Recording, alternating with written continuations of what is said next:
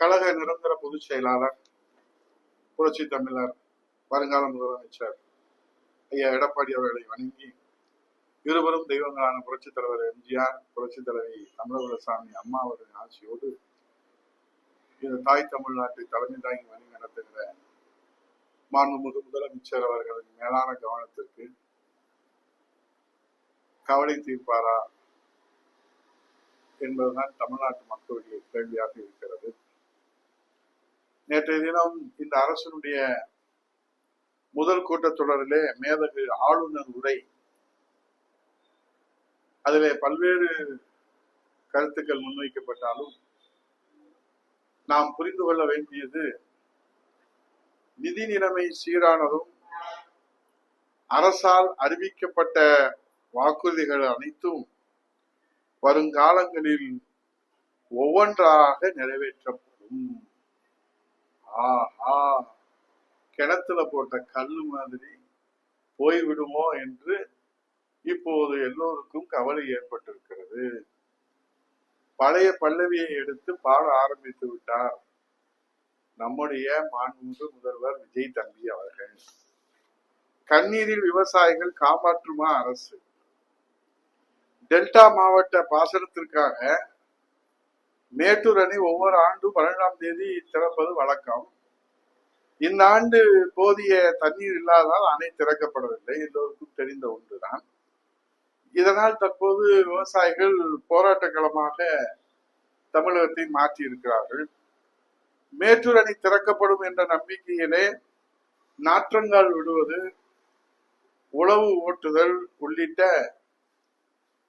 ஆயத்த பணிகளில் இருந்த டெல்டா விவசாயிகள் பெருத்த ஏமாற்றம் அடைந்திருக்கின்றார்கள்.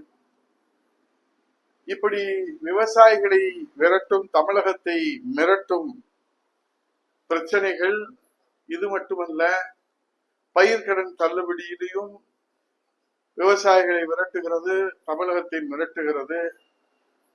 சரி, அண்டை மாநிலங்களான கர்நாடகா மேகதாது அணையை கையில எடுத்துக்கொண்டு தமிழக விவசாயிகளை விரட்டுகிறது, தமிழகத்தை மிரட்டுகிறது. கேரள அரசு, புதிதாக பதவியேற்றிருக்கிற அரசு, முல்லை பெரியாறில புதிய அணை கட்டுவோம் என்று விவசாயிகளை விரட்டுகிறது, தமிழகத்தை மிரட்டுகிறது.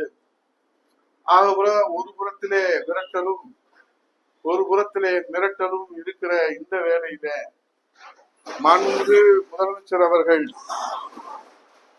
குறுவை சாகுபடியில 2 லட்சம் ஏக்கர் பாதிக்கப்பட்டிருப்பதாலே இன்றைக்கு விவசாயிகள், விவசாய தொழிலாளர்கள் என சுமார் 20 லட்சம் பேர்கள் வாழ்வாதாரம் இழந்திருக்கிறார்கள். ஏறத்தாழ 1125 கோடி ரூபாய் இழப்பு ஏற்பட்டிருக்கிறது. இதையே நான் சொல்லுகிறேன் என்றால், 12ஆம் தேதி திறக்க வேண்டிய தண்ணீரை திறக்காததுனாலே 1125 கோடி இழப்பு என்ற போது, காவிரியிலேயே மேகதாது அணை கட்டிவிட்டால் இனி தண்ணீரே வரவில்லை என்று சொன்னால் தமிழகம் எந்த நிலைக்கு போகும் என்பதைத்தான் நாம் புரிந்து கொள்ள வேண்டி இருக்கிறது.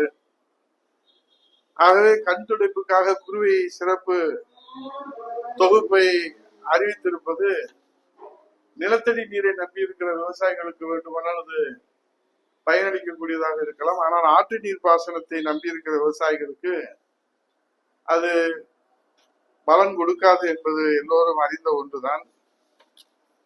ஆகவே இன்றைக்கு ஆளுநர் உரையில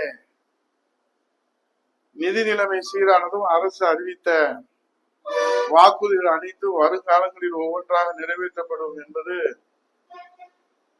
அரைத்தமாவே அரைத்து புளித்து போனது போலதான் தமிழக மக்களுக்கு இருக்கிறது. ஆகவே கிணத்திலே போட்ட கல் போல இந்த அரசு கொடுத்த வாக்குறுதிகள் கடந்து போய் விடுமோ, தமிழகத்தின் எதிர்காலம் என்ன ஆகுமோ என்ற அச்சம் இப்போதே நமக்கு ஏற்பட்டிருக்கிறது.